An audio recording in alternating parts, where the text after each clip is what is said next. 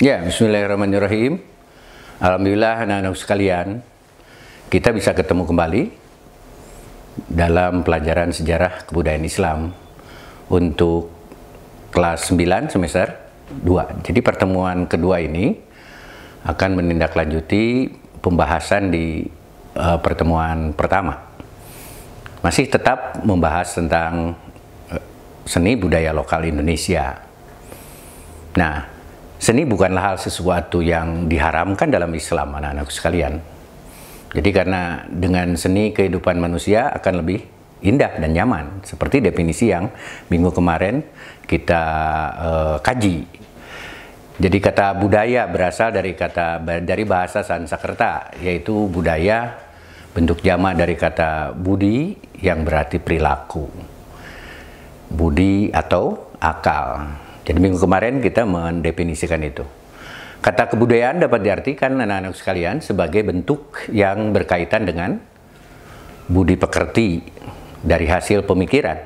Jadi kesenian termasuk dalam unsur kebudayaan. Jadi orang yang berbudaya adalah orang yang paham terhadap nilai-nilai seni. Jadi orang yang memahami seni, maka produk seni itu adalah produk kebudayaan. Nah, sedangkan kesenian, anak-anak sekalian, adalah salah satu media yang paling mudah diterima dalam penyebaran agama Islam. Jadi salah satu buktinya adalah menyebarnya agama Islam dengan menggunakan wayang kulit dan gamelan oleh Sunan Kalijaga. Sedangkan yang dimaksud dengan tradisi adalah adat istiadat yang biasa dilakukan, namun di dalamnya mengandung ajaran-ajaran Islam. Jadi tradisi ini yang ada di Indonesia dipengaruhi oleh pengaruh-pengaruh Islam. Maka kalau lingkungannya lingkungan Islam, maka tradisinya juga itu tradisi Islam. Nah, anak-anakku sekalian, makna dari seni budaya lokal sekarang yang bernapaskan Islam adalah segala macam bentuk kesenian yang berasal dari dan berkembang dalam masyarakat Indonesia serta telah mendapat pengaruh dari agama Islam. Jadi makna dari seni budaya lokal. Maka seni budaya lokal itu diproduk oleh masyarakat yang beragama Islam. Jadi kalau seni budaya lokal itu bisa saja di mayoritas Islam muncul seni budaya Islam, tapi di mayoritas Hindu misalkan, maka seni budaya lokalnya adalah Hindu. Nah, kalau di kita kan mayoritas Islam, maka seni budaya lokal begitu. Nah, Islam adalah agama yang mencintai kesenian, anak-anak sekalian. Jadi karena Islam bukanlah agama yang hanya mengatur hubungan antara manusia dengan manusia, manusia dengan makhluk lain, dan manusia dengan Allah Subhanahu wa Ta'ala. Jika hubungan tersebut terjalin secara luas dan lengkap atau komprehensif serta sehat, maka seluruh aspek kehidupan umat Islam akan teratur dan Islami. Jadi budaya Islam itu budaya Islami itu adalah budaya produk masyarakat Islam, jadi masyarakat Muslim. Nah, sebagaimana seni adalah perpaduan anak-anak sekalian antara berbagai jenis suara, olah tubuh ataupun hal lainnya, seni juga itu seni budaya dan tradisional lokal yang bernapaskan Islam sangat banyak dan memiliki manfaat terhadap penyebaran agama Islam di Indonesia, begitu.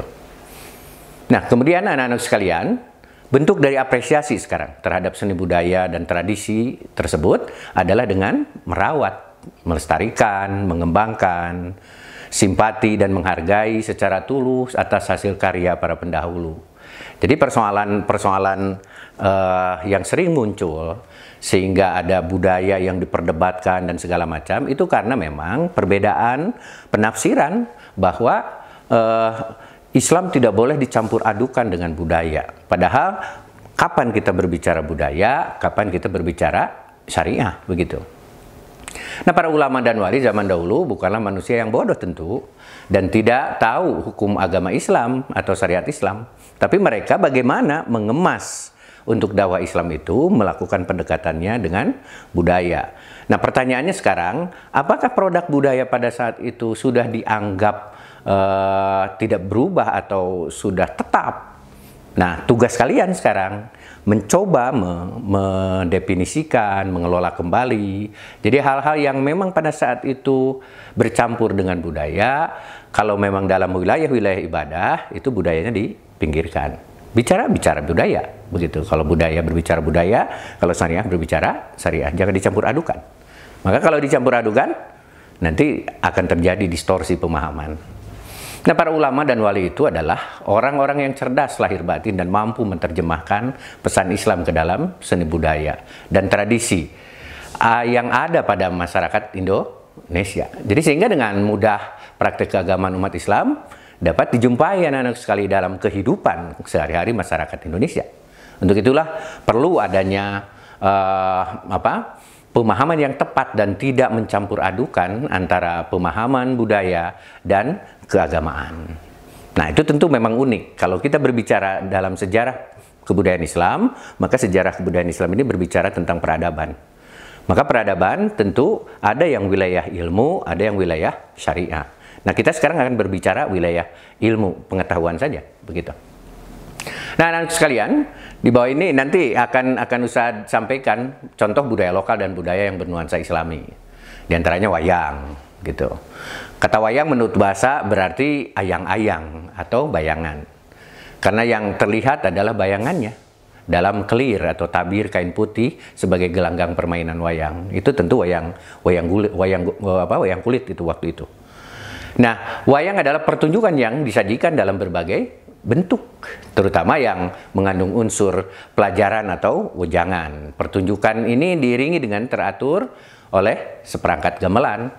Jadi bagaimana menarik masyarakat pada saat itu untuk bisa mengenal Islam, maka Islam masuk ke wayang ini. Jadi Islam syariah itu masuk ke pertunjukan wayang itu. Nah, wayang pada mulanya dibuat dari kulit kerbau, anak-anak sekalian. Hal ini dimulai pada zaman Raden Fatah. Jadi Raden Fatah ketika beliau jadi raja itu mengemas dan membuat media dakwah melalui wayang. Nah, anak sekalian, dahulunya lukisan seperti bentuk manusia. Jadi di wayang itu, karena bentuk wayang berkaitan dengan syariat agama Islam, maka para wali mengubah bentuknya. Dari yang semula lukisan wajahnya menghadapi lurus, kemudian agak dimiringkan begitu. Jadi ini satu metodologi para wali untuk mencoba mensosialisasikan pemasyarakatan Islam. Pada tahun 1443 Saka, kebersamaan dengan berdirinya Kerajaan Demak, maka wujud wayang geber itu diganti menjadi wayang kulit. Dan secara terperinci, satu persatu tokoh-tokohnya, sumber cerita dalam mementaskan wayang diilhami dari kitab Ramayana dan Mahabharata. Tentunya para wali mengubahnya menjadi cerita Islam, keislaman. Sehingga tidak ada unsur kemusyrikan di dalamnya. Jadi wilayah-wilayah budaya ya budaya, ekspresikanlah. Karena seni itu universal. Nah, salah satu lakon yang terkenal kita tahu dalam pewayangan ini adalah Jimat Jamus Kalimasada. Jadi yang dalam Islam itu diterjemahkan menjadi jimat kalimat syahadat. Jadi kalimat syahadat itu dari kalimat syahadat. Diganti, ditransformasikan bahasanya sehingga orang mengenal bahwa oh itu syahadat, itu syahadat. Itu sama dengan mensosialisasikan Islam. Dan masih banyak lagi lah istilah-istilah Islam yang dipadukan dengan istilah dalam pewayangan.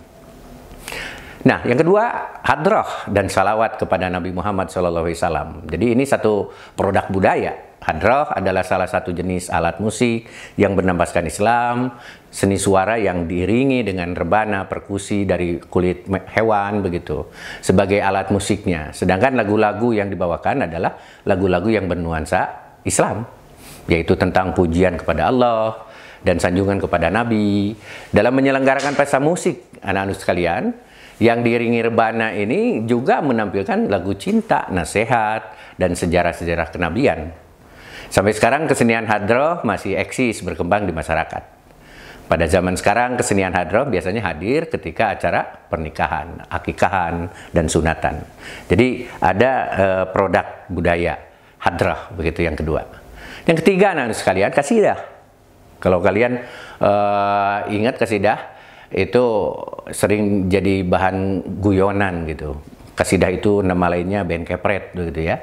Itu kasidah. Apa yang dimaksud dengan kasidah? Kasidah artinya satu jenis seni suara yang menampilkan nasihat-nasihat keislaman gitu. Dimana dalam lagu dan syairnya banyak mengandung dakwah Islamiyah yang berupa nasihat-nasihat, salawat kepada Nabi dan doa-doa. Biasanya kasidah diiringi dengan musik rebana tadi itu, yang band kepret itu. Jadi kejadian pertama kali menggunakan musik rebana adalah ketika Rasulullah SAW disambut dengan meriah di Madinah. Jadi waktu hijrah dari Mekah ke Madinah, lagunya apa? Masih ingat? Tola'al badru alaina min saniyatil wada. Nah itu kegembiraan masyarakat umat Madinah ketika ngabagiakeun Rasulullah SAW di Madinah ketika sampai dari Mekah, jalan kaki loh, bukan naik mobil. Nah, yang keempat anak-anak sekalian, tari Japin. Nah, kalau tari Japin itu sebuah tarian yang mengiringi musik kasidah dan gambus. Jadi tari Japin diperagakan dengan gerak tubuh yang indah dan lincah. Jadi musik yang mengiringinya berirama padang pasir atau daerah Timur Tengah, tapi Japin biasa dipentaskan pada upacara atau perayaan tertentu, misalnya khitanan, pernikahan, dan peringatan hari besar Islam lainnya. Kalau sekarang didistorsi jadi Japlin gitu, pada Zapin asalnya. Nah, anak sekalian, yang kelima ada kebiasaan budaya mauludan begitu. Setiap bulan Rabiul Awal tahun Hijriah, sebagian besar umat Islam Indonesia itu banyak yang melaksanakan itu, menyelenggarakan acara mauludan. Dari kacamata sejarah kita juga harus mengetahui. Jadi pembacaan sejarah Nabi. Maksud dari acara tersebut adalah untuk mengenang hari kelahiran Rasulullah SAW. Akan pembacaan sejarah hidup Nabi Muhammad SAW, ada beberapa kitab naskah mauludan itu. Di antaranya yang paling terkenal ialah kitab Maulid Barzanji atau Simtud Duror begitu. Nah, puncak acara mauludan biasanya terjadi pada tanggal 12 Rabiul Awal. Jadi di mana tanggal tersebut Rasulullah SAW dilahirkan. Tapi di Aceh, anak-anak sekalian, tradisi mauludan adalah sebagai pengganti upeti atau pajak bagi kerajaan Turki. Jadi karena dahulunya kerajaan Aceh memiliki hubungan diplomasi yang baik dengan Turki, maka itu mauludan itu sama dengan pengganti upeti atau pajak bagi kerajaan Turki. Itu mungkin jadi dalam pemahaman seni budaya lokal Indonesia ada beberapa hal yang perlu kita ketahui. Jadi kita lepas dulu. Analisa kita adalah analisa kebudayaan. Terima kasih anak-anak sekalian. Di pertemuan yang ketiga nanti kita akan membahas dengan tradisi Islam Sunda. Terima kasih. Assalamualaikum warahmatullahi wabarakatuh.